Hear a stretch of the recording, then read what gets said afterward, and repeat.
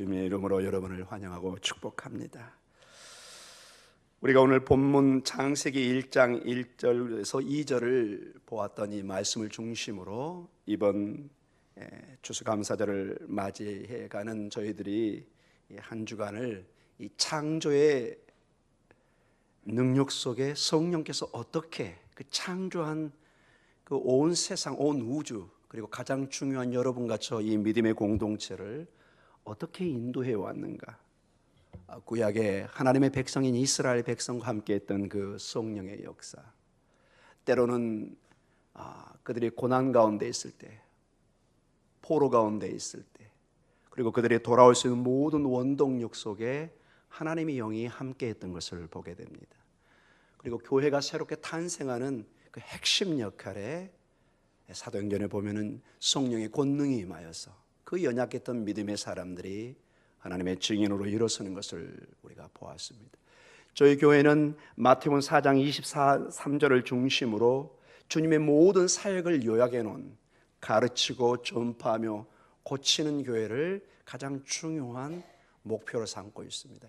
이 일이 가능하기 위해서는 하나님의 영의 절대적인 역사가 있어야 될 줄 믿습니다. 우리의 가정이, 여러분의 삶이 그저 오고 가는 신앙이 아니라 생명의 호흡이, 하나님의 그 역동적인 능력이 나타나기 위해서는 오늘 이 본문에 보고 있는 창조의 영이 특별히 여러분에게 임하기를 간절히 축원합니다. 사랑하는 성도 여러분, 성령이 아니고서는 우리의 힘으로도 할 수 없고 능으로도 할 수 없고 오직 여호와의 신 성령으로 가능하다고 스가랴서 4장 6절에 말씀해 주고 있습니다. 성령의 충만을 받아서 다시 한번 우리의 사명을 일깨우는 그러한 시간이 되기를 간절히 축원합니다. 자, 우리 오늘 본문을 함께 보면서 또 기도의 시간을 갖도록 하겠습니다. 우리가 너무나 잘 알고 있는 창세기 1장의 시작이 태초에 하나님이 천지를 창조하십니다. 우리가 알 수 없는 신비의 세계 속에 전능하신 하나님이 요한복음 1장 1절을 근거로 보면은 이 창조가 하나님의 말씀을 통해서 창조가 이루어지는 것을 보게 됩니다. 그럼 오늘 또 이 본문을 통해서 보면은 2절에 땅이 혼돈하고 공허하며 흑암이 깊음 위에 있고 하나님의 영이, 성령이 수면 위에 운행하시면서 이 창조의 이 창조들이 일어나고 있는 것을 동시에 말씀해 주고 있습니다. 저는 특별히 이 하나님이 천지를 창조할 때, 특별히 우리가 땅이 혼돈하고 공허하고 흑암이 있는, 아직 질서가 잘 잡혀 있지 않는 그러한 곳에 하나님의 영이 수면 위를 운행했다는데 좀 초점을 맞추기를 원합니다. 수면 위에 운행하신다.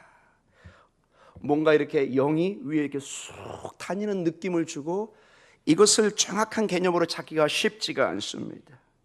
그런데 놀랍게도 이 동일한 단어가, 수면 위에 운행하신다는 이 단어가 나중에 신명기 32장 쪽에 가면은 정확하게 이게 무슨 뜻인지를 훨씬 더 우리에게 와닿게 설명을 해주고 있습니다.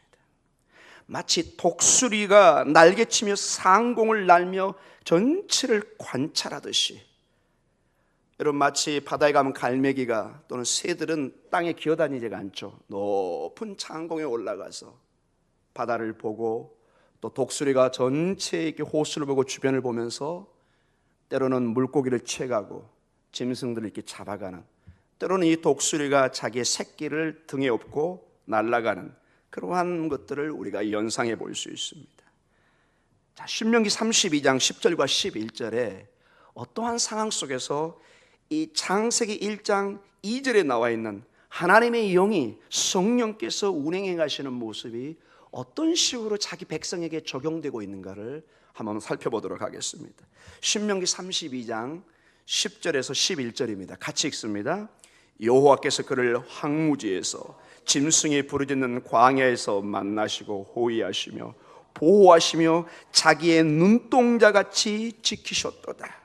마치 독수리가 자기의 보금자리를 어지럽게 하며 자기의 새끼 위에 너풀거리며 그의 날개를 펴서 새끼를 받으며 그의 날개 위에 그것을 엎는 것 같이. 자, 신명기 이 말씀은 하나님께서, 여호와 하나님께서 이스라엘 백성을 애굽에서 구원하시고 건지셔서 광야를 통해서 약속의 땅으로 가는 그 여정을 전체적으로 이루한 식으로 표현해 놨습니다. 마치 그 황무지 광야가 황무지 같습니다.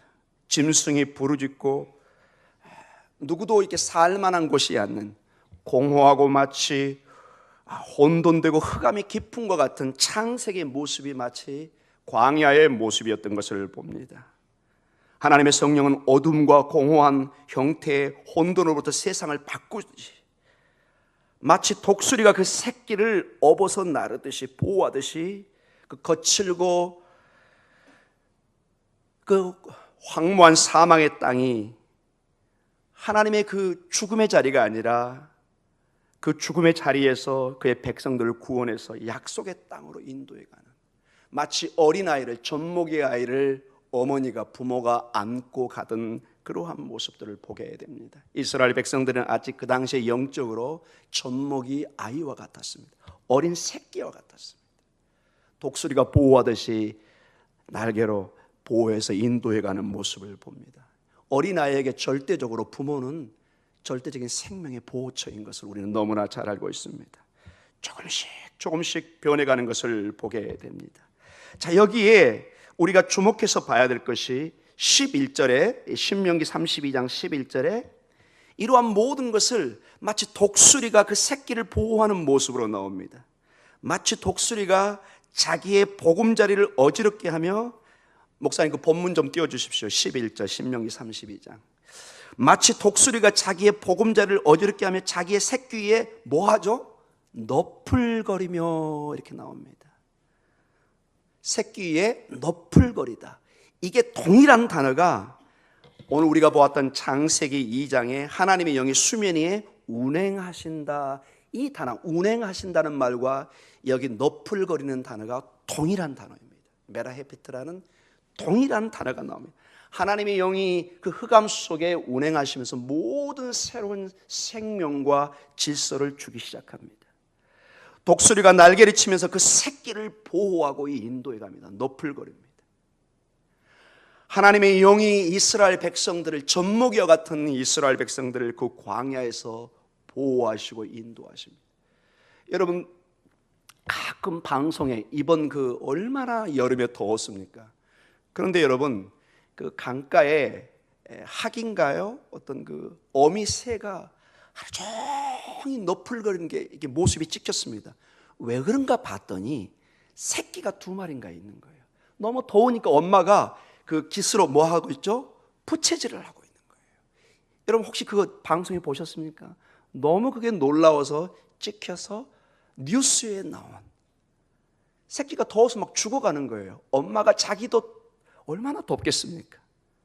근데 그 긴 날갯짓을 하면서 새끼의 열기를 이렇게 낮게 해서 새끼를 보호하는, 우리 하나님께서 마치 독수리가 날개를 너풀거리듯이 여러분의 삶의 보호와 인도와 함께 하심의 역사가 있을 줄 간절히 기도하고 축원합니다.